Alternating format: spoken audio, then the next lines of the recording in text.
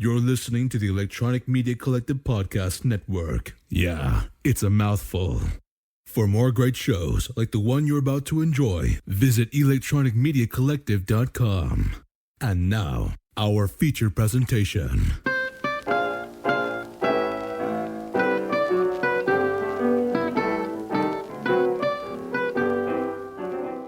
Hello, welcome to the Middle Age Movie Views Podcast. Three guys saying, ever heard of Recall? They sell those fake memories. Don't go there. A friend of ours once tried one of their special offers, nearly got lobotomized. You should just stick to the podcast. My name is Tim, and my podcasting partners are Joey and Rick from the Dungeon Master Elite YouTube channel. All right, Joey, why don't you tell us what memory we may or may not be experiencing tonight?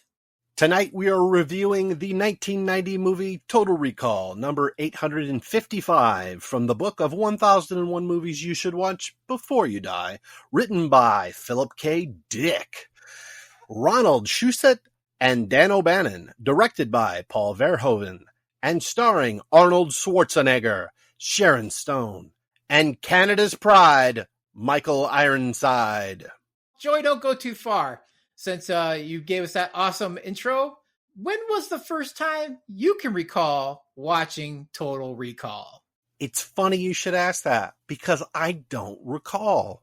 I think I saw it at the movie theater, but I don't remember who I saw it with, which is usually a sign that I saw something on home video. But I know I watched this like many, many times on VHS. And later watch it many, many times on cable. It's like, oh, Total Recall's on. Didn't matter where it's at. It's like, I'm watching Total Recall now. It's like all the rest of the day's plans are fucked. Got to finish Total Recall. It's been several years since I watched it. I got to watch Total Recall again.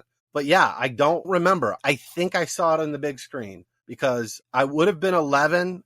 And by then we were a Schwarzenegger household. Although this is by far, I would say, Schwarzenegger's bloodiest movie. My parents wouldn't have known that. And I think my dad would have taken us to this movie. It seemed like we'd seen Predator at the theater and that came out before this. So I'm pretty sure we were probably visiting family in Ohio and went and saw it with my uncle. So it'd be like dad, his brother, and bringing the youngins to see Total Recall. But I can't say for sure. Is it a memory implant? I don't know. All right. Well, how about you, Rick? Is there a big blank space for you, or do you got some memories on when you seen Total Recall? I really don't know. I know it was sometime in the 90s. I definitely did not go in the movie theater. I think the first movie that I ever saw in a theater was when Braveheart came out. That was the first thing I ever saw, which, by the way, if you want a review for Braveheart, there's a review here on our podcast for Braveheart, so check that one out. But that was the first thing I ever saw, so it definitely wasn't that. I know for a fact that I had never seen this in the movie theater. Kind of like many of you guys, probably seen it, maybe not the first time, but you definitely probably called it on USA or like TNT or something like that on one of those cable channels where they had, certain cuts that didn't include as much of the blood and gore. But I know I've seen it a bunch of times because I've always liked it ever since I saw it the first time. It's always great. All right. Myself, I know I've seen this in the theater probably more than once because this is right at the top of Schwarzenegger's career. I mean, and much like Joey said, our household was definitely an Arnold Schwarzenegger household. So I probably went with my father and then probably went with my friends because this was such an era, starting at like 84 with the Terminator, Red Sonja Commando, Raw Deal, Predator, The Running Man, Red Heat. We're up to Total Recall. And then after this one, it starts to wane. It's about every other, and then every couple of other movies are really good. And he starts to, I don't want to say do duds, but he starts to do diminishing returns. But right now, we are at the height of his career for sure. And yeah, I've seen it several times in the theater. And then, like Joey said, I've seen it on VHS, I'm watching DVD. It's one of those, every time it comes on, yeah, you just stop and you watch it. It's all those movies I named. You're just, any of those come on, you're pretty much the TV staying on, and whatever you're doing, you're half doing that and watching the movie, if not totally committed to those movies. So I just loved watching all that late 80s, early 90s, Schwarzenegger-esque movies. So like you feel what Arnold says in The Predator when you see one of these movies, you feel that urge to do it now.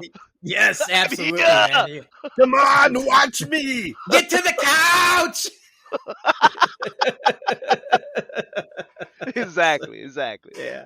Yeah. So I just love this stuff. I mean, it was such a great time in cinema because we had him, we had Sylvester Stallone putting out just as many good films as him. I mean, it was a competition between those two guys. I mean, it was such a golden age of the action film, the late 80s and the early 90s. It was just a great time for cinema and this style of movie. So before we move too far into our love fest here on this movie, I think we should probably move into the synopsis. And Joey, I'm hoping I can tag you out since Matt is not with us this evening to read the synopsis. Are you willing to do it? You know, I'm willing to try anything twice. All right. Well, then here's what I would like you to do tonight, sir, since you have bravely volunteered for the task. I would like you to read our synopsis as the Johnny Cab driver trying to bring a confused passenger up to speed. Oh, hi. You're awake again. Welcome to Johnny Cab. Please state the street and number. You look confused. Let me help. The year is 2084, and your name is Douglas Quaid. You received a vacation memory implant at recall, which exposed your cover. You were attacked by your coworkers, then by your wife, but managed to escape. A man gave you the briefcase you're holding. In it, you found a video of yourself revealing that you are actually Hauser, a former enforcer for Mars planetary administrator Velos Cohagen. Allegedly, Hauser defected to join the rebels. You travel to Mars to uncover a conspiracy involving an alien artifact. The recall spokesperson later confronts you, claiming your vacation has gone awry and that you're suffering from paranoid delusions. Now you're here, repeatedly waking up, trying to figure out what's real. Are you Hauser, a double agent sent to sabotage the rebels? Or Douglas Quaid, a rebel sympathizer uncovering a corrupt conspiracy? I hope that clears things up. Now please buckle up and enjoy the ride. All right. Nicely done, Joey. Man. Yeah, that was excellent. Yeah. Very, very well done, sir. That was sweet. Oh, that was sweet. Matt has definitely got some competition in you. All right. Well, let's move into the movie proper here. We got a lot to talk about. So what I really like about this movie is it actually is a futuristic movie that they, put into the future. This is actually set in 2084 on Mars, which has been colonized under the tyrannical regime of Velos Cohagen. And he's controlling basically the rubidium ore that's on there. We meet a construction worker named Douglas Quaid, who's kind of experiencing all these kind of reoccurring dreams about Mars. He's just fascinated with it.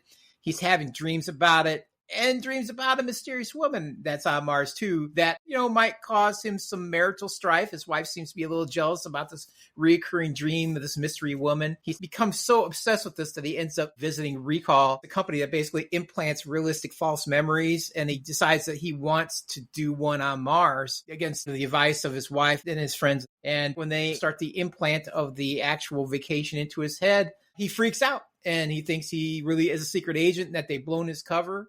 It's pretty interesting the way the movie starts. What are you guys' thoughts on this? I really enjoyed the setup for this movie. I thought it was really well thought out. I love the beginning. The music, just from the opening credits, like my brain incorrectly completed the music because it sounds like Conan the Barbarian, but it changes. Oh, yeah. Gift of Fury. The movie's really kind of unrelenting. I think the guy who did Conan the Barbarian, didn't he write the music for this? It's possible, man. I will have to spot check that. I think that might be the case. The song was Gift of Fury that it's a lot like. I don't know who made it. I can't remember. But yeah, a lot of the beginning measures sound exactly like it. It's two different composers. Jerry Goldsmith did Total Recall and Basil Polidorus did both the Conan movies. But, you're telling Jerry Goldsmith, you're composing a score for an epic Arnold Schwarzenegger movie, and there's going to be more violence than you could possibly believe. Well, it's the next most violent Arnold movie that had come out to that point. It's Conan, so maybe he drew inspiration from there. I'm not sure. I think Predator might be a close second in that one. There was a lot of bullets shed in that one. Yeah, it's hard to argue. We'd actually have to do stats on blood, beheadings, disembowelments. Yeah. Definitely the most people get shot. Yeah, I think the body count is like 77 in Total Recall. Dang, I didn't realize that. I love the Hot Shots Part Dudes making fun of the body counts, and they were literally showing the body counts of different movies, and then he was mowing people down, and it was showing that he exceeded Total Recall eventually. Nice. Oh, wow, man. I thought it was cool from the very beginning. I mean, it's got this whole sci-fi kind of vibe to it in the beginning when you see they're all on the red planet, but it's sci-fi, but it's not out of the realm of possibility. You know what I'm saying? Yeah. Especially being that it's set 50, 60 years in the future. So 50, 60 years in the future, I mean, I have a mind to think that they probably will be doing something like this, you know? Yeah, I think you're right. I think it's very doable for us to be there by 2084. So that's why I was super happy to see that they dated this so far ahead. It feels legit too when you watch it and he's going through the dreaming about Mars and his obsession with it and wanting to go right up until he gets strapped in while he's at recall and then starts to freak out. It feels like reality still to me. But he's Arnold Schwarzenegger. Well, But that's the only thing to me that seems like it's out of place. Him in this ordinary life is that he is Arnold Schwarzenegger.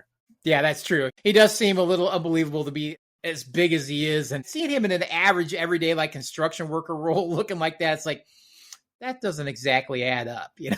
Not at all. They did pick a job that would suit his physique, Yes, for sure. but he's literally like, using a jackhammer next to a fat fuck. Yeah. Yeah.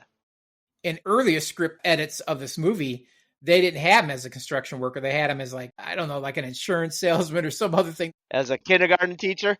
Yeah, as a kindergarten teacher, things like that. Yeah. But then they decided to write that into another movie later. They were like, oh, that's cool. We'll save that for later. But I do love Kindergarten Cop. It's surprisingly violent in the final act. It's rough. The beginning is full of violence and the end is full of violence, and there's cute little kids in between. It's a very uneven film, but that's why I like it. I don't know. I'd have to weigh it in between, which one I like better, the Last Action Hero or the Kindergarten Cop. I feel like they're both kind of on the same level. They're not horrible, but they're not great. Mm-hmm. Yeah. I love them both. So you rode the Arnold train a little longer than I did. Kindergarten Cop was the first movie. I was like, what are you doing, Arnold? Did you know there's a sequel? I think I did, but he's not in it, though. It's somebody else, right? Direct-to-video starring Dolph Lundgren. I've never seen it. They made it like 15 years after the first one. When we run out of 1,001 movies to watch, we'll start the Beside Ourselves podcast, and we'll start doing those bad B movies, and we'll cover it. Yeah, 1,001 movies you should not watch before you die. List generated by us. Save your time. We watch them for you. There you go. Yeah, because we had nothing better to do before we died. But I think it's really good. I think they really sold the realistic, like this is his life up to that point. And then, like I said, all hell breaks loose while he's at recall. And then they determine, like, oh my God, this guy's been implanted before. He's freaking out. They hit him up with enough drugs, I think, that could take out an elephant. And then they're like, put him in a cab, send him home. He's quickly tossed into a cab. He's on his way home. He runs into some of his colleagues that he was working with earlier. And he kind of lets them know, like, hey, I was just at recall or whatever. And they're like, you shouldn't have done that. I told you not to. And so they try to attack him and beat the snot out of him. And this is where we see that he may not exactly be a construction worker. He's probably is a secret agent because he just dispatches with these guys like nobody's business. Can we talk about his fat friend real quick? Oh, yeah. Rewatching this, I saw that he kind of like dislocated his shoulder and there was a sound effect, but I don't think that he killed him. I'd have to watch it again, but maybe unless they implied that he stepped on his neck. I think his bald fat friend was like the one guy he didn't kill. What I thought was cool with regard to his co-worker is that you start to see at the very beginning some of these super gold one-liners that Arnold always has in these movies. He'll say these lines that are just amazing. I don't know if you guys have ever seen a compilation video with a bunch of Arnold lines. Yes. It's awesome. Just the way that he says, he's like, fuck you, come to the party. Calling people asshole, telling them to get down. Yeah. They're awesome, and you get a whole bunch of them in this movie. Yeah, they were really good for sure. I really loved the visit to recall. I still don't understand how they made the receptionist's nails change color. That was a cool effect. I know how you would do it now. I don't know how they did it then, because this is one of the last big blockbuster movies before things got CG heavy. Yeah. I mean, you don't really have a whole lot of heavy CG until Jurassic Park and beyond. And this is a few years before that. Yeah, this is actually one of the last ones to use actual real effects. Yeah. And they just used a little bit of CG. I know the part that we're going to see later when he goes through the X-ray is CG, but maybe the nail thing was like an early CG thing for them too. Yeah. Yeah, there's definitely some kind of animation, computer or otherwise, with the X-ray effect. But it's the sets. And even when they're doing composite shots where like it's against a blue screen, everything that you're seeing is real. It's a model or a painting. And it looks amazing, and it really, really holds up. The only thing that looks comically, wonky is the stop motion animation, and I think it's charming, and puppetry. You get a little bit of both. Yeah, the animatronics. Yeah. Yeah. I love it, though. I do too. I can see why someone might be like, it doesn't look super real, but some of the CGI, even nowadays, it don't look real. It looks bad, So I thought it was cool. I mean, you know what it is, and you take for what it is for. Yeah, I love that it looks gross and weird and everything. The computer graphics on screen, though, and the monitors at Recall do look quite primitive. But it's quite a coincidence. We see the athletic, brunette, sleazy and demure woman there on screen that we're going to see later in the movie. And this is what he's seeing in the office before they put him under. Yeah. So it's more of like, we're fucking with you. And we're about to meet someone that was just a representative of this implant that he's paying to get later. So here's the thing, man. It's kind of like a mind job as the viewer, not just as Douglas Quaid, because, at what point does this memory begin? Because you really don't know. It's very possible that the memory begins when the movie starts. Do you know what I'm saying? Right. Because that dream could have been implanted, right? Mm-hmm. And it could have nothing been implanted. It could have been totally real. So it's a total mind job, man. And that's what you're supposed to do. So up until he enters Recall, according to the director, that's all reality. When he gets in the Recall and starts going through that, that's where he starts messing with you, where you have to start putting the pieces together. Is this actually real? Or is this just a recall memory that he's living? Because there's already a few clues. I mean, as you said, we get to see, as he's picking out the woman that he wants, we see a physical picture of the woman that we're going to see later. And that's the same woman who was in his dreams. But see, there's the thing. She was in his dreams. So is she real and he just imagined her on the screen? Or is she actually something that they created and implanted to him? The second one is when the one tech tosses the other tech that chip, and he's like, oh, look, blue sky, that's due. Yeah, blue sky on Mars. Yeah, which we will, we'll come to later to discuss. So there's a couple already little carrots that they're tossing in here to start is this reality or is this recall? Is it real or is it Memorex? For all I know, Memorex manufactured the VHS tape that we all watched this on over and over again. Quite possibly. What's that movie from Leonardo DiCaprio? Inception? Inception, man. Inception is crazy. This is like another one of those type of movies. Holy moly. I think this is trippier than Inception. And it's really well done. I mean, as we go along, we start to point out the places where it makes you question whether reality or recall. It's really well done. I mean, really well done. That's what I enjoy the most about it. And that wasn't always common for an 80s, especially 80s action flick. Yeah. They didn't always get that deep into the plot. There was always all kinds of plot holes. And this one's pretty tight all the way through, I think. I don't know about you guys. No, I think so too. Did you recognize the name of the author? Yeah, that's the same guy who wrote Blade Runner. Yeah. That is correct. And I would say you see more boxy vehicles in this. I know that Elon Musk said that Blade Runner inspired the Cybertruck, but you see a lot of DeLorean-esque looking vehicles running around on Mars. I think the vehicles in this movie look more like the Cybertruck than anything in Blade Runner, to be fair. Yeah, I think I agree. Philp K. Dick was never a major author in his lifetime. Oh, yeah, he was. He wrote a lot of stuff. He got bigger after he died, but that happens to a lot of artists. But he was successful. Yeah, but only towards the very, very end. He was a starving artist for a very, very long time. It's because he spent all his money on drugs, Tim. Well, that's true. He was chasing the dragon a lot. You're right. So yeah. Gotta get your inspiration somehow, I guess. Yeah, they were paying him. He was burning through that money. But he wrote a lot of short stories that a lot of these movies that are based off of that you just would be surprised. You keep digging and you're like, oh, wow, it was based on this. It was based on that. In fact, this one was based on, We Can Remember It For You Wholesale. Correct. Blade Runner was what? Do androids dream of electric sleep or something? I think was that one. Electric Sheep. He was right there on story, but his titles needed a little work.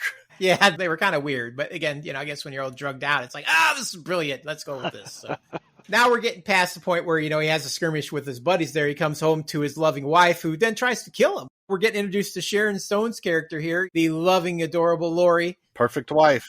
And she turns out not to be so loving and adoring as she decides that she's taking him out. But Sharon Stone, wow. I mean, just wow. She was fantastic in this. She looks great, very fit. She's definitely put the time in. I mean, her body is really well toned for this film. And she's obviously studied some martial arts and stuff to really up her game, to really perform in this. And I think even watching her go up against Arnold was pretty damn impressive.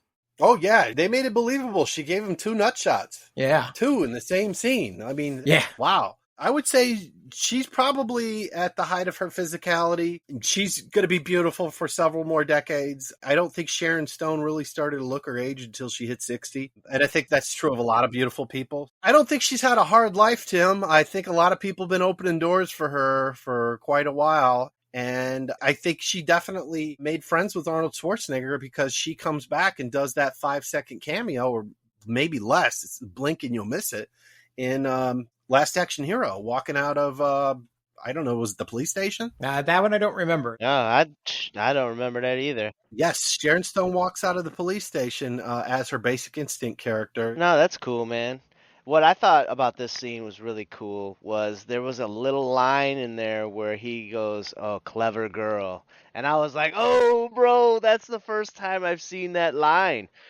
Because you do see it in Jurassic Park, Yeah, but it's being referred to the raptor. because they're all female. I was like, oh, that's where the line comes from. And she was quite clever. It's like, hey, one more for old time's sake. You can tie me up. Yeah. Yeah, that was a good one too. Yeah, she's disarming him. She's stalling, and the cavalry's coming. Well, and that ability for her to go from super charming to super diabolical is what got her the job for the next movie that we're all going to know her from, which is Basic Instinct. Yeah. Verhoeven was so impressed with her. Like, she can just turn it off and on. It's just crazy. But that's what got her that role. But the funniest part is he actually wanted her to have a much more intense and skin showing love scene with Arnold Schwarzenegger. And she was not having none of it. She's like, no.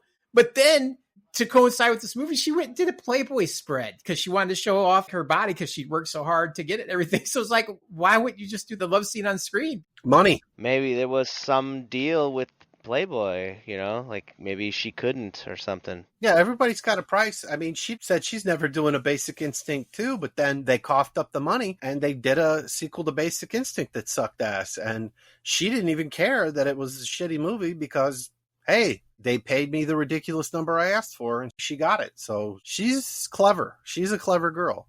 Well, Verhoeven said, I got her in the end because he goes, I got her to do what I wanted her to do in Basic Instinct. So he got the shot he wanted. It just took him another movie to get there, I guess. She's not getting butt naked unless her name's on the marquee. Yeah, that's true. But I thought she did a great job. Like I said, her fight scene was just phenomenal in this. Yeah, she had more than one. They're both good. It was excellent. In the later fight scene, I could see in the 4K that she's flipping over her back, a stunt woman and not the Latina actress. He actually wanted to make sure that the fight scenes with her didn't look like it was just a girl fight. He wanted her to look like she really could fight. So she really put in the time, and it shows. And then, you know what? And like you had said, Tim, because of the nut shots and stuff like that, it definitely makes it feel as though this massive Mr. Universe, she's getting the best of him at points in the fight because she is going for some low blows. No pun intended.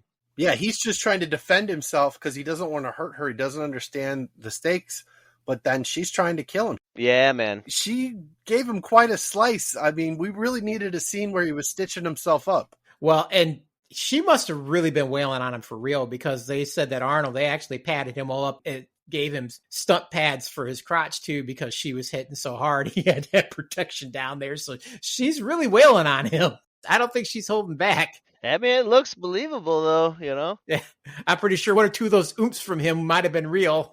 Well, and, you know, and that's appreciated, you know, that's appreciated. You don't necessarily get a clean and realistic fight sequence that doesn't have CGI pretty much anymore. Yeah. You know, there's a bunch of stuff that don't look real or don't feel real. To be fair, this is around the time that he's known to flirt, and so he might have earned those nuts. Maybe. I mean, look at the dude, though. He was still sporting that Mr. Universe body. Yeah. The opening scene, the dude's got his ripped guns out, man. What are you talking about? Yeah. And eventually he knocks her cold, runs out the door, and this is where we get to meet Richter, Michael Ironside. I don't know if I believe that that's his wife / girlfriend. I don't know what she was supposed to be. Love interest, we'll say, because it's never really defined, but it's just kind of odd. It's like, really, that's the guy you want? Like, okay. Yeah. They had a real awkward kiss. Yeah. I'll never forget, even on VHS, you could see that Ironside's tongue was out. Yeah, but it seemed like they had an awkward relationship, too, because he was kind of uncomfortable with feeling like a cuck. You know what I'm saying? Oh, his sidekick has the best line of the movie. Oh, for sure. He makes reference to, that she was having to sleep with Quaid. And he says, "Oh, I'm sure she hated every minute of it." Yeah. That was pretty ballsy from that guy, for sure. I was going to say the same thing, Joe. He's just like, yeah, I'm sure she hated it the whole time. I'm like, you're like, he just didn't pop a cap in you right there, dude. Oh, yeah. So you know how important that other guy must have been, because later on, like, there's another military official, and he looks him right in the face, told him to watch his mouth because he just said he screwed something up. He didn't say anything about fucking his girlfriend. Well, that wasn't just anybody. I don't know if you know who that was, Joey. Oh, the military guy? Yeah. Who was it? Gul Dukat from DS9. Oh, yeah, you lost me. Bro, what? Yeah, Joe's not a Star Trek guy. But I know who Gul Dukat is. He's a badass in Star Trek. Yeah. That's 2 Star Trek guys. We got him, and then we got the Johnny Cab guy. He's the doctor from Voyager. Yeah. I guess Ricardo wanted to actually poke a little fun when Arnold gets in the Johnny Cab. He wanted to look at him and be like, "Oh, you must be from out of town," because of the accent. And the director's like, No, we don't do that to Arnold. We don't poke any fun at that guy. Do not say that to him. You do not want to piss him off. At this point, he was also wearing the turban. Well, the towel. It looked like a turban. Right, yeah. Oh, yeah, they even do the gesture. Yeah. Well, when he leaves, he leaves out the apartment complex, and they're actually chasing him. And what's interesting is that the dudes are tracking him with the thing in his nose, and it looks like some off-brand Radio Shack tracker. It looked awful, man. It absolutely looked awful. You want to know why? That thing was built by Casio, the watch people. No shit, I'm not making that up. They built that prop. It looked awful, man. Absolutely awful. And to think that the dude was actually like, "Oh, he's right here." Like, bro, you can't tell anything from that little map that you got there, you know? It's not anything near Google Maps, all right? It's like a really bad rudimentary submarine pinging system, you know? What's really cool is that X-ray little fight. That that was amazing. That was all over the trailers when Total Recall came out. You see him running around in the X-ray thing. Undetected. Yeah, that was boom through the glass. And you could only buy it that Schwarzenegger's character would jump through the glass like that too. So I don't think they could have done that with another actor, and that would have been a silly scene. But instead, it's an awesome scene. I think to get to this point, the brilliant part of it is that he escapes, gets to that hotel. Can we pour one out real quick for the guy on the escalator? Yeah, no, go for it. Yeah, that poor man on the escalator gets shot, and then he uses him as a human shield. Apparently, they shot that in other scenes, too, where there was even more squibs that went off because he knew that the MPAA was going to make him cut it down. But using that man as a human shield and then throwing him at the other bad guys, that's one of my favorite parts of the movie. I knew it would be, Joey. Dude, he got shot like 1,000 times, man. Literally, I was looking, I was like, oh my God, man, this dude gets shot like 1,000 times. It's crazy. Yeah, apparently his guts are bulletproof because nothing hit Arnold. When I seen that scene, I knew Joey was going to love it because Joey loves anything with a bad mannequin scene in it. I think that was a good mannequin scene. It was very well done, but you're always kind of a sucker when they do stuff like that. But yeah, you're right, though. I mean, they had to cut the violence in this movie way down because the MPAA were after them for excessive violence. At one point, they threatened to give them an X rating. So they had to really cut it down. And the director's argument was, when you have me cut it down, the violence actually loses its campiness. When we're doing these quick cuts, it seems far more realistic and far more violent, but they were like not having any of it. So they cut it way down. I think he got what he wanted. Allegedly, there was just fountains and fountains of blood, and obviously we see some of that on screen. But I think there were other scenes that probably were a little bit more brutal. I have one I'm thinking of that we could talk about a little later, but yes, you're right. Yeah, somebody gets something through their head in the lab, and I think that would have been a lot campier if we saw more of it. Yeah, for sure. But yeah, I think it's interesting that once he escapes the initial group of Richter's goons, knocks his wife out, he shows up at the hotel, and it's brilliant that the guy calls him up and gives him the instructions like, hey, wrap a towel around your head because they're tracking you, and they come down and get this briefcase. I love the little fight between him and the woman. Oh, yeah. He gives the little salute once he steels it from her. Yeah, he acts like it is a turban, and he gives her a little nod. Yeah. She goes, fuck you, asshole. Oh, little old lady. Yeah. Fuck you, asshole. Yeah, that was beautiful. That woman had an epic performance. Yeah, and she was hanging on to that thing for dear life, too, man. I mean, he had to really just rip it out of her hands. So it was pretty entertaining. Your own She's like, suitcase. fuck you, yeah. I've been ripped off by an old lady. Yeah, it happens. Yeah. But I just like that he grabs a briefcase, finds a secluded place, and then watches a video that's him telling him what's going on. I mean, I don't know if I'd ever seen that before, where it's you telling yourself like, hey, here's what's going on. Because if you're watching this right now, I bet you got a towel wrapped around your head. It was so well thought out. And the case, although he doesn't really go through the contents, you get that quick look, like there's all the IDs, there's some extra clothes in there. I think what we're going to see, his disguise later is in there. And then they pull out that great big crazy looking damn medical thing. You're like, oh, what the hell is that thing for? Is that a ray gun or something? It's like, nope, you need to jam it up your nose. And I don't know about you guys, but I really like the scene where he's extracting the tracker out of his head. Oh, it's epic, man. I figured out what the device is because I saw it for sale recently. It's meant for not snaking your drain per se, but if you drop something down into the P-trap of your sink or your garbage disposal, there's a little tool for retrieving that, and that's what that is. They modified that. You know what it is? It's the claw from Toy Story. Yeah. I actually got one of those in my garage. As soon as I seen it, I'm like, I got half of that prop right there. But it's the rest of the stuff that I don't know what it's made out of. But I think we could all make that prop this weekend if we wanted the group project. It looks pretty easy because it's a puppet. It's obviously a puppet face that they're using. Mm-hmm. And I looked at it really closely. I thought it held up really well. Like, I thought it looked really good. I mean, it really looked like Arnold all the way through the extraction. The pain looked real. Oh, for sure. Man, I thought it was really well done. Yeah, there's a cut where, like, he's making that face and he's shoving the prop up his nose. And then they cut to the recreation of him making that face. So they must have taken photographs from all sides, and then the artist just nailed it. And my favorite part is the fact that his nostril, it just stretches so far. And we're going to have more unrealistic stretching and bouncing back later. Yeah. But like his nostril would have stayed that big. I'm sorry. He would have been bleeding from his nose the rest of the fucking movie. Did you guys have a little bit of traumatic COVID test memories when you're watching that, where they're like, here, jam this up your nose so we can test you? I did it. They jam those things way up your nose. Yeah, now that you say it, yeah, definitely. Yeah, the original ones, I don't know why, but they were jamming shit way up people's noses. And I got an uncomfortable one, but it wasn't nearly as bad as people were saying on the news. Yeah, mine was pretty bad. They didn't know anything back then.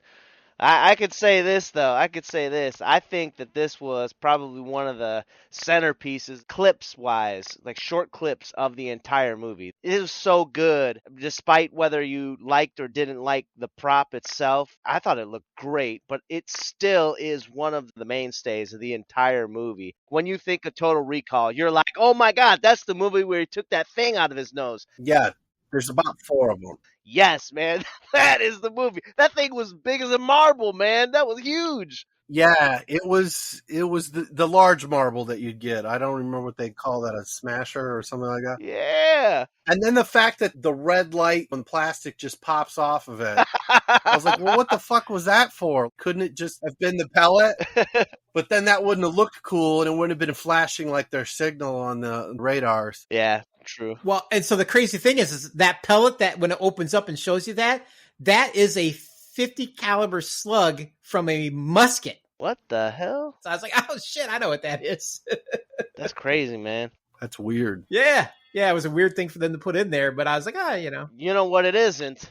It's not a tuba. No.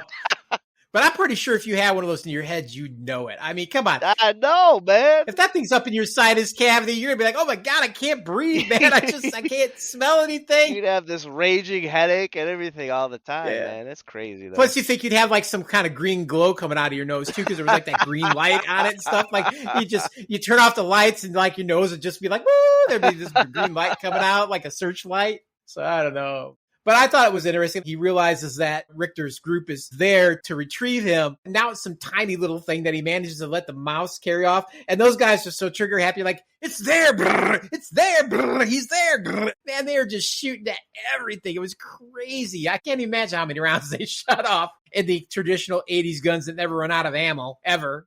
Right.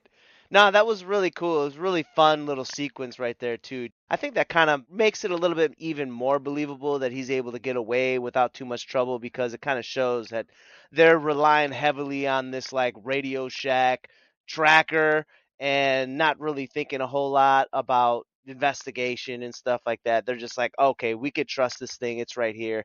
And he gets away. So then it's a little bit more believable when the scene cuts and he's not really in danger, you know? Yeah, and they had to cut that scene because they didn't have the budget to actually show him boarding a spaceship and traveling to Mars and stuff. So that's why they did that final part where it gets smashed and it's like, get your ass to Mars, get your ass to Mars. So that was kind of their little traditional segment to getting him to Mars, which I also thought was interesting when they finally shoot the mouse. That's an awful lot of blood for a tiny little mouse to have. As Joey's put out, it was just way overkill. It was like they just threw a whole bottle of something on the top of that screen. Yeah, it was like, oh, that's all mouse. There was no fur, though. The funny thing was, I could have swore when he first comes in there, Arnold kind of like shoos away some mice. By the way, those are rats, bro. All those are rats, man. Yeah, they were trained, obviously. Yeah, some of them man. were not afraid of him. They stayed like in the spot. He literally shoved some of them off the fucking table. I don't know if you could do that scene again. I don't know if I could do that scene, man. Fuck that. I ain't being around no rats, bro. Those were definitely trained. They liked people, and their trainer was nearby. Actually, believe it or not, if you get a tame one, dude, they're a lot of fun, actually. My buddy had 2 of them. We used to play with them all the time. I don't know, man. You call me Dr. Jones Sr. because I ain't about to have no rats. I'm the other one. I'm the one that walks in and like, snakes. Why do they have to be snakes? Like that's where I come in, man. I'm having none of that slithering crap. That shit ain't right. So now we're moving to Mars, and he's got his super cool disguise. That's the part I remember the most about the movie. I hate to say it is Very tall woman. Yeah, very tall woman. I don't know if she had any other name. It was the fat woman. That was the casting. Is it? Yes, it was called. She played the part as the fat lady. That was literally what she was casted as. I just love the 2 weeks. 2 weeks. 2 weeks. And it's like, she starts freaking out and stuff.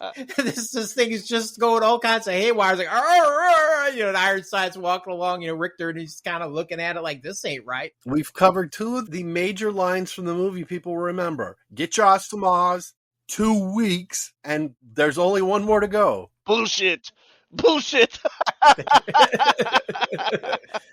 And then the thing that makes no sense with that is that big warp core comes out of his neck for a minute, like that big glowing rod, like he's got a nuclear rod as part of the thing. Yeah, like where was that inside of his head? Yeah. Like that doesn't make any sense. Yeah, that thing pops out and then goes back in, and then it opens up, and it's like, where's that rod at? I don't see it in there. Like, does it just collapse? That's the weirdest damn thing I've ever seen. That was the only part that was kind of stupid, but the opening of the mask, dude, that is so cool. Like how they did that. It looks awesome. Yeah, it was amazing, man. It looked cool. It's not the coolest thing you'll ever see. Like, it's a lot of It was a lot of special effect for something that was kind of unimportant to some degree. It was important, but, usually all those special effects are kept for like creatures or, some kind of sci-fi guns or something like that. It was just this weird disguise that he was wearing, but it was still so cool to watch. You know what, though? But it keeps the action moving. It does. Because we had that cut from a really heavy amount of action to what looked to be maybe like a slower point, but nah, man, it wasn't a slower point because it cut right to the next piece of action. So it just kept the action moving the whole way. The pace was amazing in this movie. And again, these guys get all kinds of trigger happy. Again, they're just shooting the place up. Like, these guys got no restraint. And now they're in a dome. It's like, guys, you're going to kill yourselves if you keep piercing the glass. Somebody needs to teach these guys trigger control, target acquisition. So yet again, he gets away. This whole costume comes off and he heads into old Venusville there, which is, we're going to say, the red light district of Mars, apparently. And he meets up with the mysterious Melina. So what'd you guys think of her? The woman from his dreams. It's kind of interesting that she shows up and she looks exactly like she did on the screen at Recall. Yeah, she's the second most memorable brunette the whole movie. The first one, he meets seconds later with, wish I had three hands, right? Right, yeah. But I will have to say that, and I'm going to mess up her name, Rachel Ticotin. Ticotin. I don't remember her from a whole lot of movies. I remember her from this. I remember her from Falling Down. I forgot that she was in Con Air.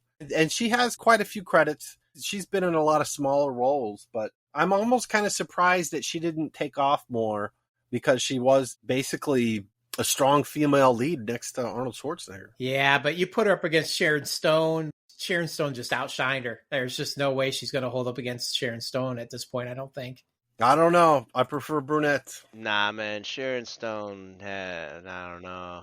I felt like she just didn't have the personality of the acting chops. Like, Sharon Stone's character was super believable. She's the only one that kind of doesn't sit well in the movie with me. Not that she's a bad actress. Oh, no. But she just felt like the one character that was not as well placed in the story. Like, I don't know.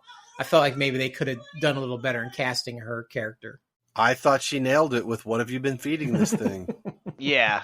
Right. His response was amazing, man. He had a lot of good one-liners in the bar, man. Yeah. Not just him. For instance, Benny, the cab driver, he had a couple pretty good one-liners in the bar as well. Man, I got 5 kids. The Benny character was outstanding. Yep. Says that line twice and fucks it up the third time. We don't get a lot of Benny. We get to see him briefly for a few seconds there, but we don't have a lot of Benny interaction yet. How old were you guys when you found out that Dean Norris was the guy with the pretty face? Just a few minutes ago. Oh, okay. Yeah, I did find out post Breaking Bad.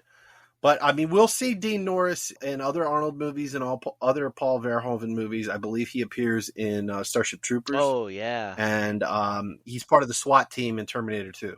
Yeah, see, I remembered Michael Ironside being in the Starship Troopers, but yeah, I'm not familiar with Dean. Like, he's not like on my radar of actors that I follow or recognize for the most part. And I haven't watched Breaking Bad, so if he's prominent in there, maybe that's what really brought him to the forefront for people. People knew he was that guy in that thing. Right. Because he was in a lot of things. But he wasn't a household name until Breaking Bad. And I feel like we have quite a few characters in here that they're this guy in that thing. That sidekick for Richter, his main right-hand man, you see him in a lot of 80s stuff, and then he kind of just falls off the face of the planet. Yeah, he really did. He only passed away in 2021. I was just looking it up because I thought maybe he died earlier, since I very vividly remember him from this and the other stuff. I looked up on his IMDb, and I don't remember him in those movies, but I'm sure he's in them. That's how I felt about Rachel Ticotin, too. I remember her from Falling Down, and that's about it. I feel like she should have been in some Steven Seagal films. I feel like that's more her caliber. Like, it seems like she would have been a good fit to stand next to the old fat Seagal in a couple things. But, yeah, she just wasn't a major one. But then there's a couple other oddball ones you see, like Mickey Jones. We get a brief one from him. And he's another one of those, he's a guy in that thing that you don't really know, but I've seen him enough. And then we get Thumbelina, the world's smallest hooker. So I remember seeing her in quite a few things in the 80s. I don't know where her career spanned, but I did recognize her, at least in this one. A couple other little roles that I've seen. Yeah, let's get her a big gun to fire. Yeah. There you go. She was entertaining. I'll give her that much. Yeah, she did a great job. And she stabbed the guy. Yeah. Too. Yeah. In the nuts, no less. Yeah, oh, she stabbed the right-hand man. Yeah. Yeah. Yeah. She takes him out eventually in his 80s regalia glasses. Yeah. What do you guys think overall of just getting to see Venusville? It's obviously the shadier part of Mars. I mean, what was your take on that? I thought they really captured the essence of what would kind of be the shady ghetto area of Mars for sure. I think Benny summed it up. He says, you ever fucked a mutant before? Got know these Siamese twin sisters? You don't know if you're coming or going. I think that we could have seen more grotesque things, and I'm glad we didn't. What I thought was cool, speaking of that, is Dean Norris plays as Tony. That line that Arnold has when he's like, you got a lot of nerve showing your face around here. And then Arnold's reply, Look who's talking. I was just like, oh my God, bro. He just blasted him. I do not remember that until when I watched it just the other day. I was like, I could not remember that line at all, that little clip. And when I saw it again, it was gold. It was absolutely gold, man. I was laughing. I was almost on the floor on that one. It's kind of ballsy to make a statement like that when you're on Mars now, you're where the resistance is at, and they're not sure you're on their side. I mean, they know him as Hauser, and he's Cohagen's right-hand man, so they don't think he may be really with them. And a whole lot of that can happen real fast when you're surrounded by a bunch of people who don't trust you. They would have been able to sell it a lot more if they would have shown how tall Dean Morris is really next to Arnold Schwarzenegger, because I'm pretty sure they had him standing on an apple box. Dean's short. Right. Not that Arnold's really that tall in real life. I mean, he's taller than me, but he's not as tall as you'd think he would be. Gotcha. Well, he manages to totally evade Richter's crew yet again. And he makes his way back to the hotel, kind of regroup himself there. And this is where his wife shows up with Dr. Edgemar from Recall. He's kind of like, hey, your Recall implant's gone terribly wrong. And you're trapped in this fantasy memory, and you're on the verge of permanent brain damage. So they're basically like trying to talk him down, explaining to him that, you know, he's not really who he thinks he is, and bad things are about to happen if he doesn't go with them and let them get this implant out of him and get him leveled back off into reality. What do you guys think? I thought it was super cool that the bro tried giving him the red pill, which a few years later you get to see like legit what red pill means in the Matrix. So I don't know if there was inspiration there from this, but he like literally had a red pill in his hand and he was trying to give it to him so that he could actually get back to reality. That is just so amazing. I never noticed that before. I watched it this time and I see this now symbolism and the connection, which I imagine there is. I mean, they're both red pills, and they both mean that you're going to go to reality or whatever is more real. Now, obviously, I have a mind to think that that red pill was going to kill this dude. And what's super cool is that you can see it if you're looking. The bro started sweating. He started sweating. And then Arnold was just like, nah, dude, you are bullshit. Yeah, he got it really bad. Yeah. But is he sweating because he's not real? Or is he sweating because he's having to confront this massive man who could just crumple him like a tin can? Yeah, he literally has a gun to his head. Is the bead of sweat real, or is Quaid imagining it? Yeah. Because he's choosing to believe in the fantasy and not believe that he's had a medical episode at Recall. Well, and this is another point. This is one of those pivotal moments, because if you think about it, Dr. Edgemar, he basically outlines the entire rest of the film for us. Yes, he does. You know, hey, basically, if you don't come back with me, the walls of reality are going to come crashing down. You'll believe that you're the savior of the resistance, and then you're going to discover that you're, Cohagen's bosom buddy, and then you're going to have these crazy visions of an alien civilization. So, yeah, like, he kind of spells the movie out for us. So now, again, is it because he knows what's really happening, or is it because he's part of the conspiracy and that's what they've implanted in him, and they're trying to, basically shut him down because he got activated too early? I don't know, man. I kind of think that, at least I'd like to think that it's not a recall. I'd like to think that it's for real. You know what I'm saying? I don't know if it is, but I'd also like to think that it could be justified that for Hauser, these are real events and his history is real. You know what I'm saying? As far as what Hauser is. But let me play devil's advocate. So he says distinctly, if you don't come with me, if you kill me, the walls of reality come crashing down. And he kills him. And then what happens just seconds later? The walls of the apartment come literally crashing down. Yeah, but if it was reality, okay, say if it was reality, then in reality, he would be working for Cohagen, and he would know that Hauser has this connection and this memory to alien technology, and that there were people behind the wall, and that they were going to break through it, and he actually used to be tight with Cohagen. So if it were real, it would also be substantiated. Yeah, maybe he was trying to give the guys next door a signal. There's a gun to my head, and the walls came crashing down. Anytime, guys. Anytime now, guys. Yeah. Abracadabra, abracadabra, just like in Half Baked. Banana, Yeah. banana. I was looking at his credits, and he is another guy who's in that thing that you saw. So besides some movies that you may have heard of, like Tango and Cash, War of the Roses, very memorable episode of Tales from the Crypt that I thought was a different actor. Exactly. He did a lot of TV. I'm seeing all these TV credits for that gentleman, and it's like, one episode. And just a year before, he was on an episode of Night Court that I don't recall, where he played a doctor, Dr. Wiggle. So I got to see that now to find out how Dr. Wiggle measures up to his character in Total Recall, Dr. Eggmar. That's quite a name. You'll have to give us the Dr. Wiggle synopsis once you watch it, because that just doesn't even seem like it could be real. Night Court was a really weird show. That's the age we lived in. The age of Night Court led right into and beyond Total Recall. Yeah, I'm not sure how those two connect, but I guess we're recalling Night Court. So there we go. There's our link.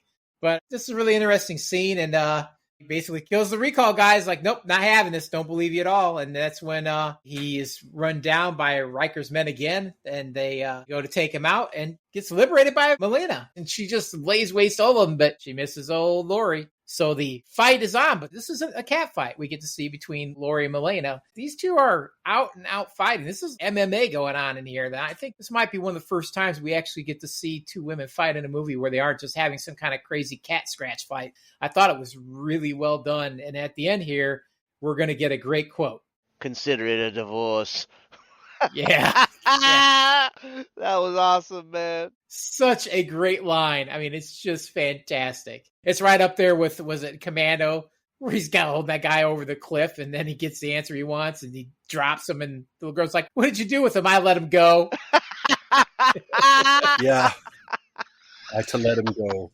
Dude, those quotes are amazing, dude. I could sit there and watch those quotes every weekend, man. I'm sure that many of the movies Arnold decided that he wanted to be in were then, okay, now we have to work in some Arnold one-liners because we've cast Arnold Schwarzenegger. And I'm sure some of the dialogue didn't exist to the version of the script prior to Arnold accepting the role. They had to have tailored some of that stuff. It is so good.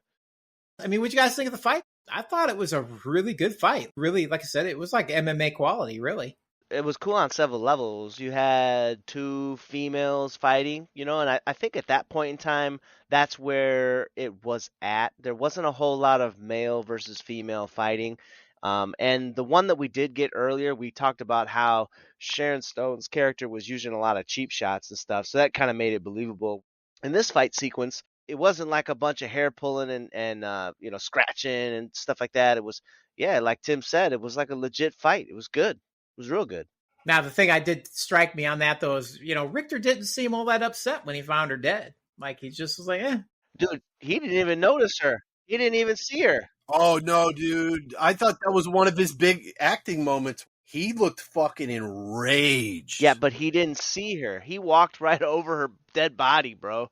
When he got out of the elevator, he would have seen that first, but he didn't. I was like, what the hell? This dude didn't even see his girlfriend or wife or whatever she is to him body. It was the sidekick.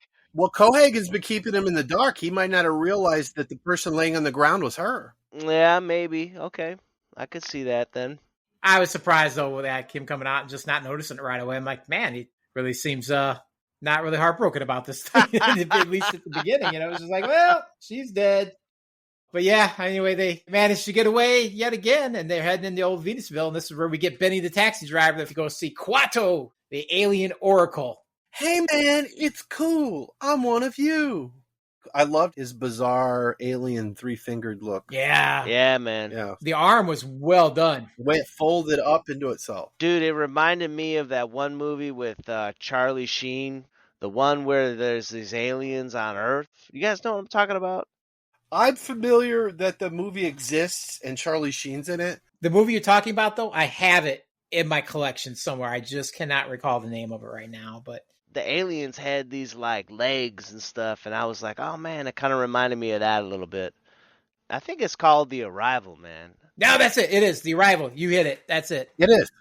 Before we talk about Quato, I do got to say that they missed the mark on that Benny taxi driver experience, because they should have put that in a theme park. That sequence where they're driving around, all this stuff was happening, that would have been an amazing theme park ride. My wife was saying the same thing about Johnny Cab. She actually asked me, she goes, is that a theme park ride? And I said, no.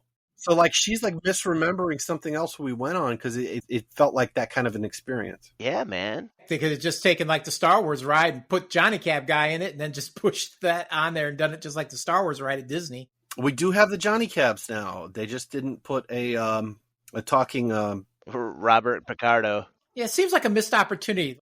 Like, how cool would that be to have an actual like Johnny Cab guy turn around and talk to you? Oh, yeah, I think Robert Picardo should just completely sell his image to a self-driving cab company and then just put him on the monitor and talking to you via AI. Bro, people would buy that.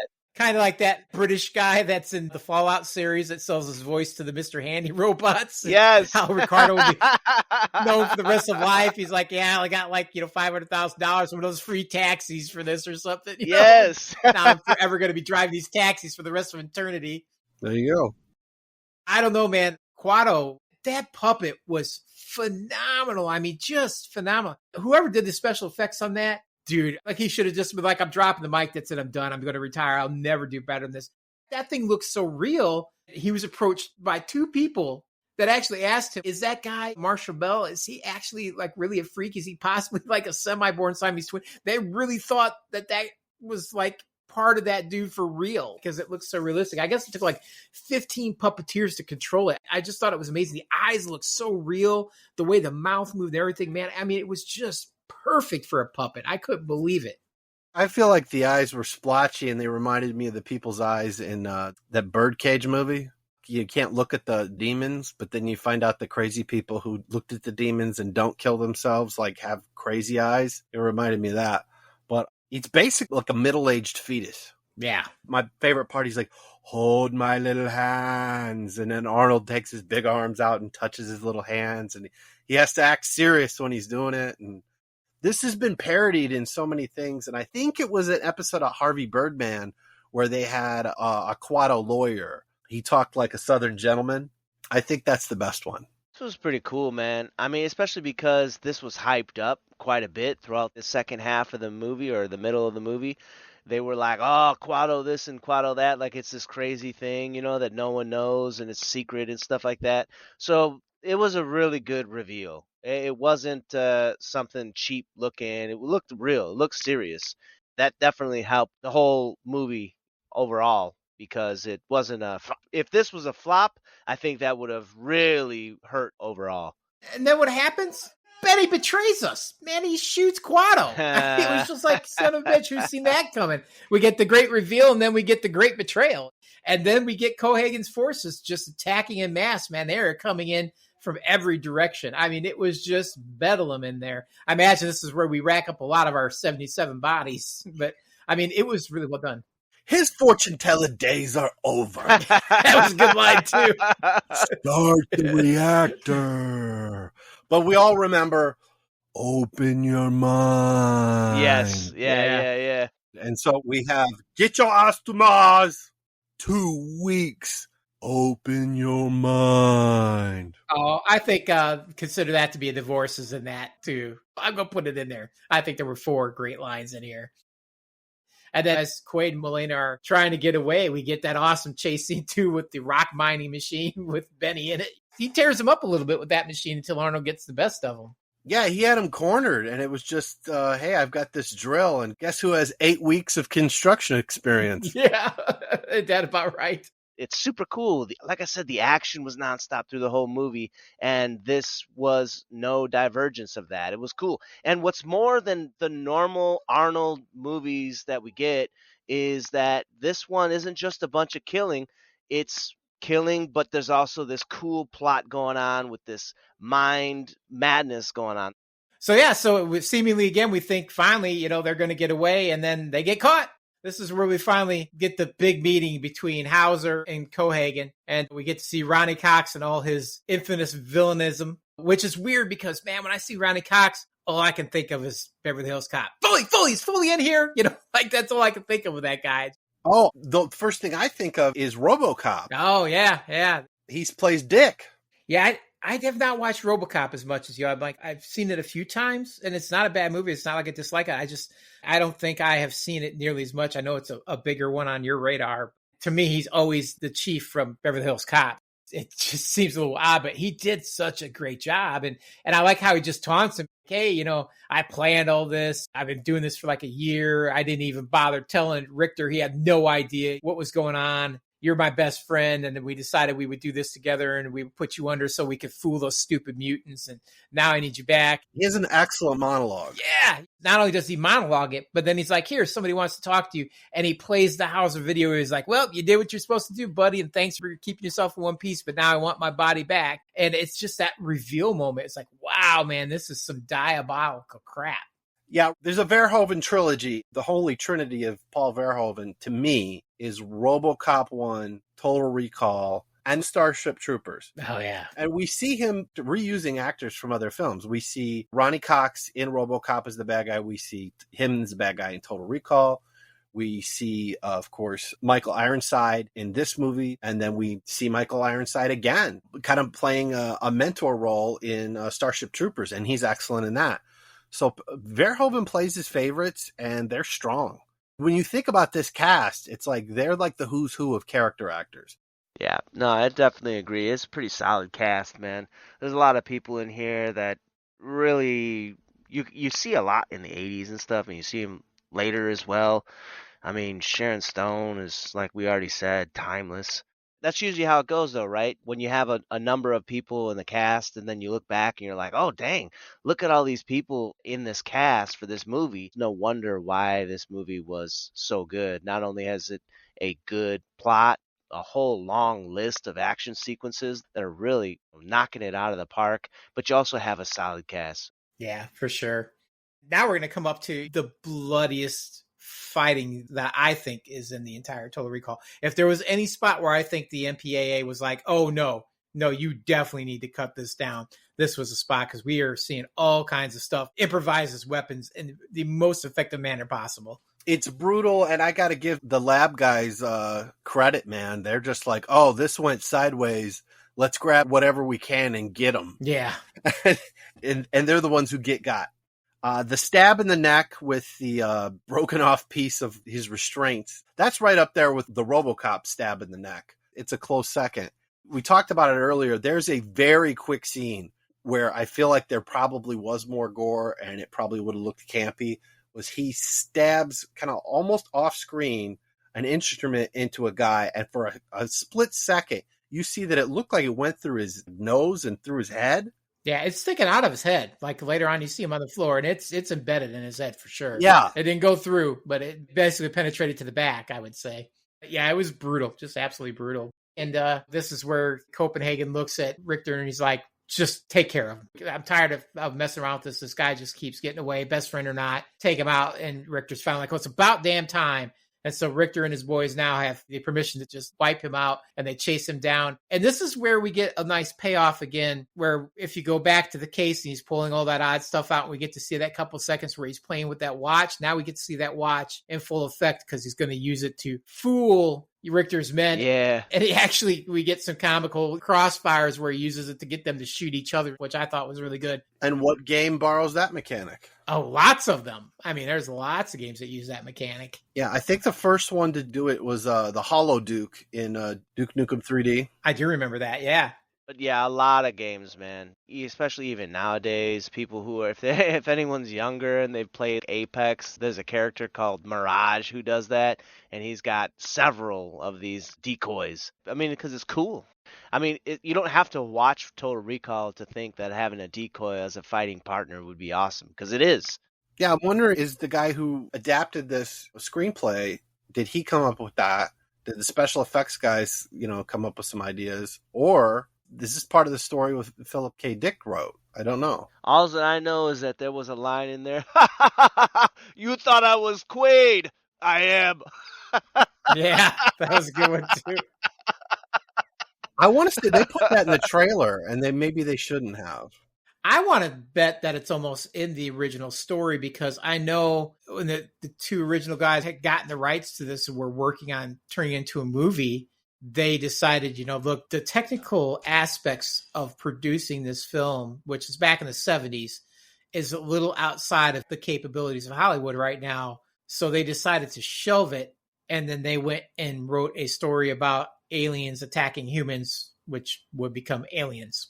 And so they made that movie. Oh, I didn't know that. Yeah. And then they came back to this one later because special effects had finally caught up to a point where they thought that they could pull the movie off, which they did. Yeah. I think you could have done an animated feature like Heavy Metal and done this justice and done an amazing job. And it's amazing. They did this at like the height of practical effects and optical compositing before computers take over. And I think it's kind of like the pinnacle of being creative with things that exist. And now we're spoiled, and you can just put in a fucking prompt and it's going to make something look realistic. And that's just going to get more and more amazing. What's cool is that they used the scene with the hologram and there was crossfire. However, the first usage of the hologram, there was crossfire, yet nobody on the other side got shot. I don't know if you guys noticed that. Good point. Nobody got shot. They all should have gotten shot. It would have made a lot more fucking sense. And the ending of Michael Ironside is probably the best way he dies in a movie. It's brutal. It's super brutal, man. I just remember watching it. I'm like I can't even watch that. Yeah. That's rough. It made me afraid of elevators. Well, that elevator was so unsafe, man. Yeah. Who makes an elevator on Mars without handrails, man? What the hell, dude? Yeah, that was a man-made thing. That wasn't an alien elevator. No. That was something the mining people put in there. Yeah. There's no handrails, man. That is definitely not OSHA. No, I know. I guarantee that. Fun fact, it's not the only movie that Michael Ironside loses his arm in. Yeah. He loses it in Starship Troopers. Oh, yeah, dude. For real. Does he lose a limb in that? Yes, he does. He's got a mechanical arm from the elbow He down. does. He dies. I don't know that he loses a limb. Yep. Yeah, and he's missing his legs. Oh, that's fucking right. Yeah. He loses an arm in The Machinist in 2004 in a very realistic manner. What do you guys think of the alien artifact, the handprint? That's cool, man. I thought it was interesting, but it was a little too detailed. Like, it looked like it was like fingerprints and everything in there and all wrinkly. I'm like, why would you make one that would have all that in there? Like, everybody's hand looks like that. You'd think it would be a little smoother looking. Because if you made a human hand one, it wouldn't have divots and crap in it. It would just look like a human hand that you would set your hand in. It was still visually pleasing for the screen, and I know that's why they did it, but it seemed like it had far more detail than you would need for such a thing. Plus, it's just one button there. Nothing else on there. There's just one button that you hit. And what's going to happen? I don't know. Maybe something good. Maybe something bad. I guess we won't know unless you hit the button. Yeah, and it's just one finger short of the Vulcan salute. Yeah. But Quado told him, start the reactor. No, you'll kill everybody. I mean, Cohagen really sells it. He feels like it's really going to kill everybody. But at the same time, it's like, dude, you're about to get sucked out. Yeah. I think I would roll the dice with the reactor at that point. Is there somebody that Cohagen actually cares about other than himself and Hauser? At first, it's just weird that he brings a bomb. Why would you keep messing around? You're in a dome on a planet that if you blow stuff up can go very bad for you. They seem very loosey-goosey with their firing of the guns and now bringing explosives in. But I think once Hauser grabs it, whips it down that shaft, blows it up, so now they got the vacuum that's sucking them out. Cohagen still keeps saying, like, look, don't hit it. You're going to kill us all. I think he truly believes something catastrophic is going to happen. Nah, man. At that point, why would you argue it like that? Why would you say that? I think because he's a sociopath. I think he just really wants to continue his way of life, and he thinks because he's mentally messed up in his head that he is going to get through this because he always somehow gets through stuff in life. I mean, he's trying to manipulate Quaid multiple times, especially here. He's trying to feed him some line of bullshit, and Quaid is just like, nah, this isn't what we're doing. What I thought was especially great, though, I'm golden, man, was the part where everyone's holding on for dear life. And then Arnold Schwarzenegger's character grabs his fucking hand and sends him out into the fucking environment of Mars. That was priceless for me. I was laughing my ass off. He could have done anything. He could have grabbed for something else so he could stay inside the reactor main piece, but he didn't. He took his hand and he removed Cohagen from the whole entire scene. That was so great. Yes. Yeah, and I love when he flies out onto the planet's surface. Like, they do a really nice job with the decompression. Yes. It becomes the goriest part of this Gorefest movie. And yeah. His final state is forever immortalized on the cover of Fangoria, a horror movie magazine, number 95. When the eyeballs are at their apex of bursting out of his head, that's the cover of the magazine, and it haunted me as a tween. Rightfully so. I mean, it looks fantastic. Again, we're back to, these are all puppet faces that they're using, but man, do they look fantastic. Yeah. I mean, they look just like them. They look like you would expect them to look if that was happening to a human being. So I just thought it looked really, really good. Ronnie Cox is getting up there. Let's see how many years fun is Ronnie Cox. He is 86 years old. And to you sons of bitches out there, when Ronnie finally passes, I'm thinking he's going to make 96. Don't you dare post a picture of him dying in Total Recall. That's just wrong. Yeah, that would be a little rough. But you know someone's going to fucking do it. Oh, yeah, somebody will do it for sure. And he's died as a puppet twice. We actually got to see him as a stop-motion animation puppet in RoboCop. Nice. So it's cool in the movie, but we have to really put it out there at least that Mars isn't a vacuum. It's not like being in space. There is a very thin atmosphere, and you wouldn't get thrown out. You wouldn't pop your eyeballs out of your head and stuff like that. You would just die from asphyxiation. So you would just suffocate? Yeah, you would suffocate because you just would be breathing, but you would get carbon dioxide in your lungs. It'd be so thin. Yeah, it's not enough oxygen for you to be able to live. Or you'd freeze like negative 80 degrees Fahrenheit. Yeah, but you could live in that. The problem is there's not enough oxygen to breathe. Yeah, I think your lungs would freeze over. Yeah, probably. Yeah. It would be a horrible death, for sure. Yeah, but people live in the far reaches of our planet at negative 80. And you know what I'm saying? Yeah, I'm sure it isn't hospitable, but it's definitely doable. And it says there's daily variations exceeding 100 degrees. Yeah. So depending on where you are the time of day, it's either negative 81 or it's over 100. So it's like Crematorium on the Riddick movie? Riddick, yeah, man, Riddick. Yeah, I'm thinking so.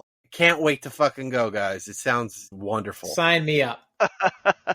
Well, you know what? You got to go over there so you can get that turbinium, bro. It'd be the first one on top of those Martian pyramids that don't technically exist. Yes, people do believe that there may be alien structures on Mars. I don't know if I necessarily seen anything to support that, but I thought that was kind of interesting how they kind of included that in the movie. Yeah, absolutely. Well, we should get back to this. So now we've watched our villain Copenhagen getting sucked out.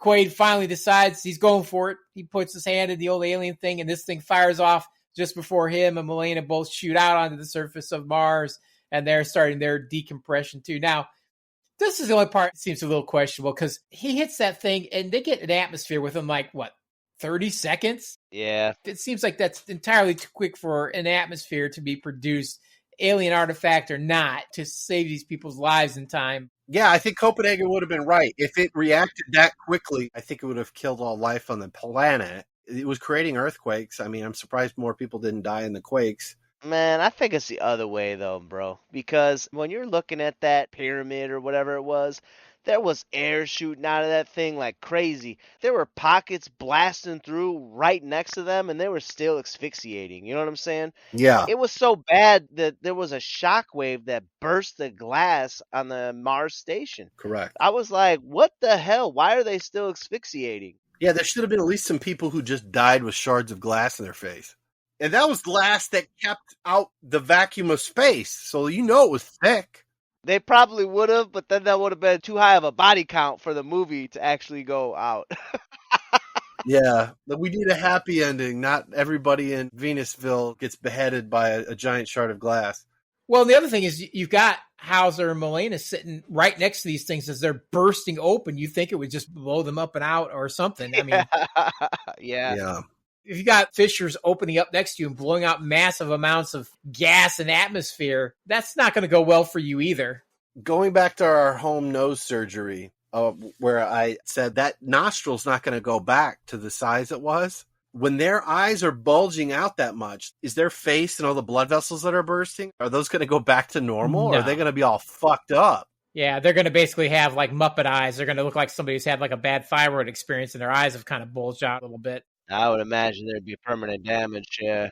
Yeah, a realistic ending would have been them holding hands in wheelchairs, blind from their eyes bulging out, saying, I love you. Well, and speaking of that ending, this is the pivotal moment. We get to the end. We got the blue sky that the technician talked about. Got the girl. He saved the planet. And then he's like, what if this is the dream? She's like, well, hurry and kiss me before it ends. And then we fade to white instead of black. So is that symbolic of him having the aneurysm and basically his head just completely giving it up? Did he lobotomize himself? Or was this the package and he's just going to wake up in the office? Or it could be real.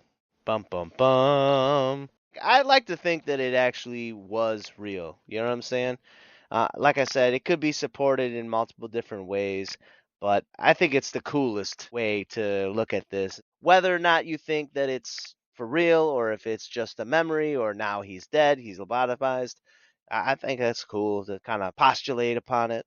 See, I like that they left it open so that you can have this debate. Yeah. When I watched it earlier as a kid, it didn't even dawn on me to think about whether it was real or not. You're just like, okay, cool. That was a really great movie. And I just moved on with my life. But now that I've older and I've had time to sit down and really analyze, like this movie goes much deeper than just being that action sci-fi flick that I enjoyed as a younger man. I like that it leaves it open to interpretation. Was it real? Was it not? You never really know. So it's kind of fun in that regard. And it leaves it definitely open-ended, which a lot of movies don't do, but open-ended in a really great way that you can just sit down and talk about it for hours. You know, you're all for wanting to believe, is it real? I'm kind of like, I think it might have been all BS. I think it either was memory from recall and he was done with his little vacation, or I think he lobotomized himself is kind of where I'm at with it. Well, I love the movie, so I would like to believe in the happy ending, but they certainly intended for the viewer to question the ending, and it's open to their interpretation. You know what else it could be that we haven't mentioned? It could have been a complete dream for Quaid, because he had already been having these quote-unquote dreams at the very beginning of the movie. So it very well could not have even been a total recall. It could have just been an entire dream. Man, he's going to have some rough relations with his wife going forward since she tried to kill him. Might have an OJ episode here or something coming up. That's basically the end of the movie. Do you guys got any other final thoughts or anything that we didn't cover that you want to talk about? I mean, I feel like we kind of covered it pretty much. I love it. Like I said, every time it came on TV, like I had to watch it, and it would interrupt whatever I had planned. I've purchased it on DVD. I've purchased it on Blu-ray. I've purchased it on 4K. I think we had like taped off a cable television VHS of it, or we'd borrowed it from somebody at some point in time. I haven't seen it as many times as Predator, but it's one of my favorite Paul Verhoeven movies, and it's one of my favorite Arnold Schwarzenegger movies. It's a classic. It was stupid to remake it in 2012. I don't think that's a bad film, and I think it would have probably gone over a lot better if it never been adapted before, but it's forgettable. We can't recall Total Recall 2012. No, none of us can. That might just be our advanced stage, though. Yeah, it's just a fuzzy memory. I think you're right. It's overshadowed by the original. There's a lot of Generation Z people who only know this movie through memes, but still, it lives on. Quado is ubiquitous. Well, Rick, what do you think, buddy? This movie is amazing, man. It's got some bits of comedy. It's got a plot all the way through. It's intriguing. It's got solid action, again, all the way through, the whole entire thing. It's got great effects. It's got great actors. It's just jam-packed with everything that you'd want to watch in a movie. I don't know. It's great. All right. Well, I think that solidly puts us at the death clock, which you guys have more or less have said. So, Joey, you're a yes, I'm assuming, right? I'm going to take so many more hours off my life watching this movie that it's sad.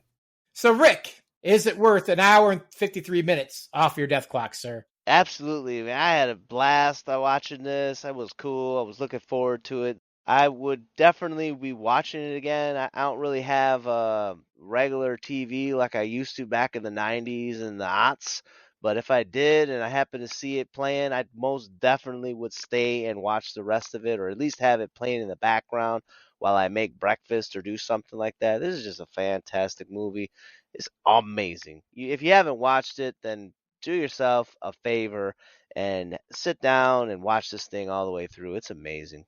I'm right there with both of you guys. We're 3 for 3 on this one. Again, this is pinnacle Arnold viewing. Start with Conan the Barbarian and just work your way up to Total Recall. Just every one of his films in that 7-year span is just rock solid. You are not going to be disappointed. If you've watched the newer Total Recall and you were kind of like, it's all right, watch this. It's a much better film. I think Joey's right. Had that movie come out, this one had never existed, it probably would have been a fine film and far more memorable. But sometimes you don't need to make remakes of films that are fantastic. I said that same thing with Psycho. Didn't need to be remade. It was fantastic. There's no purpose. Yeah, remake movies that had a great concept, but just, were not executed well. Yeah, they had a wonderful title. They had a wonderful poster. It didn't deliver, but it could have. This movie delivers on every level. It's a classic, and it holds up. Even though they use puppets, even on Blu-ray, it looked phenomenal still. It looked really good. I don't know how to look on HD. That's going to be a Joey report someday. I'm sorry, 4K. 4K, sorry. Yeah. Did you watch it in 4K? Yeah, I did, and I appreciated the special effects more because I saw more details that they put into it. It's nice to know they hold up. I mean, again, I think that harkens back to there's something about practical effects sometimes that are far better than CGI crap that we're getting from a lot of these movies these days. When practical is done well, it's phenomenal. This is a movie that proves it, right up there with American Werewolf in London with the whole werewolf morphing scene. 2 great examples of practical effects that just pay off and look fantastic. It's just a fantastic film. So that brings us to, what are you guys watching? Joey, what you got? Catching up on Rick and Morty. I'm liking season 8 so far. It's out. I didn't even know the new season was out. Holy crap. Yeah, we're 3 episodes deep. How about you, Rick? What you been watching, man? Since last week, I really haven't been watching a whole lot. I've been playing a whole lot of Elden Ring Night Rain, making some videos. I just the other day put out a video on the secret weaknesses to the Equilibrious Beast, which is really good. It was it was a really fun video, Tim. It was really fun. Awesome. I also put out a video for update patch notes for a recent update. But yeah, I haven't really been watching a whole lot besides Total Recall and playing Night Rain. Well, why don't you give us a little shameless plug there? Where can they find these awesome videos that you've been making? It is at the Dungeon Master Elite YouTube channel. So that's Dungeon Master Elite. There's no spaces. And I have a lot of videos on Souls-like games and tactical or strategy RPGs and things like Bloodborne, Dark Souls, Elden Ring, and now Night Rain, and as well as the strategy games like Tactics Ogre, Reborn, or Falseal, those type of things. All right, awesome. Well, I finished the latest season of Ghosts, and I enjoyed it thoroughly. And then I was so amped up from watching The Naked Gun last week that I went ahead and watched Naked Gun 2.5 with my son. Joey, just so you know, for future reference, that is the one where the police car is born into the world that you brought up during that episode. So now you know definitively which one to quote next time.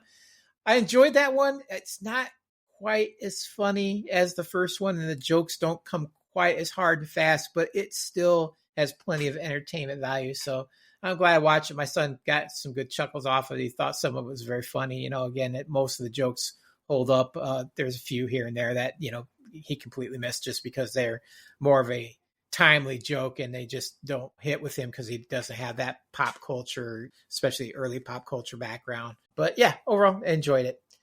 And, with that, I guess that brings us to the end of this, guys. So, thanks for joining me this evening. And thanks, everybody, for listening to the Middle Age Movie Reviews podcast and our review of Total Recall. I know we all enjoyed planting the memory in your brain. If you like what you heard, please smash the like button, subscribe, and leave a comment.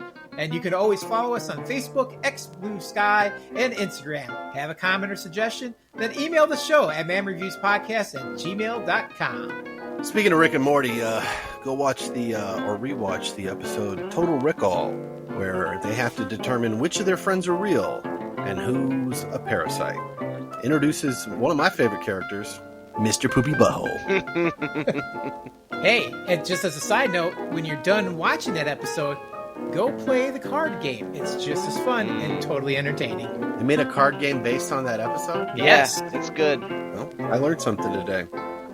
Paul Verhoeven, I love you. Good night, everybody. Thanks. Be cool. Bye, everyone.